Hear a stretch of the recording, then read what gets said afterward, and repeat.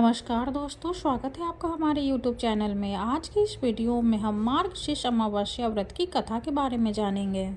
मार्गशीर्ष महीने में आने वाली अमावस्या को मार्गशीर्ष अमावस्या और अघन अमावस्या के नाम से जाना जाता है। ये अमावस्या कार्तिक अमावस्या जितने ही पवित्र मानी जाती है। आइए जानते हैं मार्गशीर्ष अमावस्या की कथा के बारे में। एक नगर में गरीब ब्राह्मण परिवार रहता था। उस परिवार में पति पत्नी और उसकी एक पुत्री थी। समय गुजरने के साथ साथ पुत्री धीरे धीरे बड़ी होने लगी। वह कन्या सुंदर, संस्कारवान और गुणवान थी, लेकिन गरीब होने की वजह से उसकी शादी नहीं हो पा रही थी। एक दिन उस ब्राह्मण के घर एक साधु महाराज आए।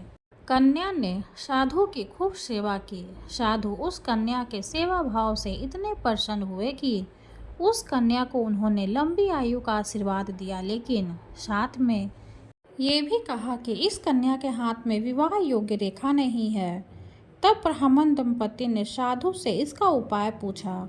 साधु महाराज ने कुछ देर सोचने के बाद अपनी अंतर्दृष्टि में ध्यान करके बताया कि यहाँ से कुछ ही दूरी पर एक गांव में सोना नाम की धोबिन महिला अपने बेटे और बहू के साथ रहती है, जो संस्कार संपन्न तथा पति परायण है। यदि यह कन्या उस धोबिन की सेवा करे और बदले में वह महिला प्रसन्न होकर इसकी शादी में अपने मांग का सिंदूर लगा दे और उसके बाद इस कन्या का विवाह हो जाए, तो इससे कन्या का वैधव्य योग नष्ट हो जाएगा।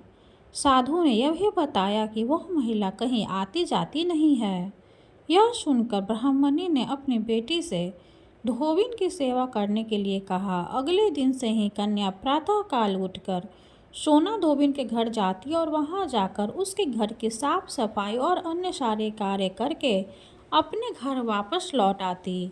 एक दिन सोना धोबिन ने अपनी बहू से पूछा कि तुम तो सुबह ही सारे काम कर लेती हो और मुझे पता भी नहीं चलता। बहू ने कहा, माँ जी, मैंने सोचा कि आप ही सुबह उठकर सारे काम कर रही हैं, क्योंकि मैं तो देर से उठती हूँ। यह सब जानकर दोनों सास बहू अपने घर की निगरानी करने लगी कि आखिर कौन है जो सुबह घर आकर सारा काम करके चला जाता है। कई दिनों के बाद धोबिन ने देखा कि उनके घर में एक कन्या मुंह ढके अंधेरे में आती है और सारे काम करने के बाद चली जाती है।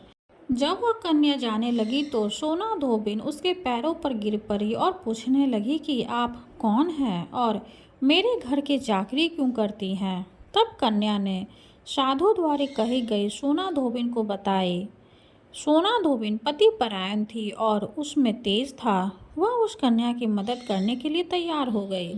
सोना धोबिन के पति थोड़ा अस्वस्थ थे। उसने अपनी बहू से अपने लौट आने तक घर पर ही रहने के लिए कहा।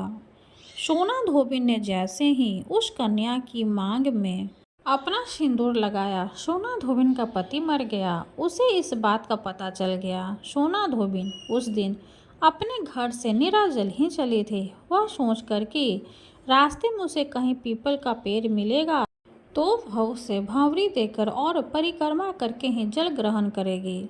उस दिन अमावस्या थी। ब्राह्मण के घर से मिले पूरे पकवान की जगह सोना धोबी ने ईंट के टुकड़ों के 108 बार भंवरी देकर 108 बार पीपल के पेड़ की परिक्रमा की और उसके बाद ही जल ग्रहण किया। ऐसा करते ही उसका पति फिर से जिंदा हो गया। धार्मिक मान्यताओं के अनुसार जो महिला सोमवती अमावस्या से भंवरी देने की परंपरा शुरू करती है और हर अमावस्या को भंवरी देती है, उसके सुख और सौभाग्य में वृद्धि होती है। कथा समाप्त हुई। वीडियो अगर अच्छी लगे तो लाइक कर दे, चैनल को सब्सक्राइब कर दे। धन्यवाद।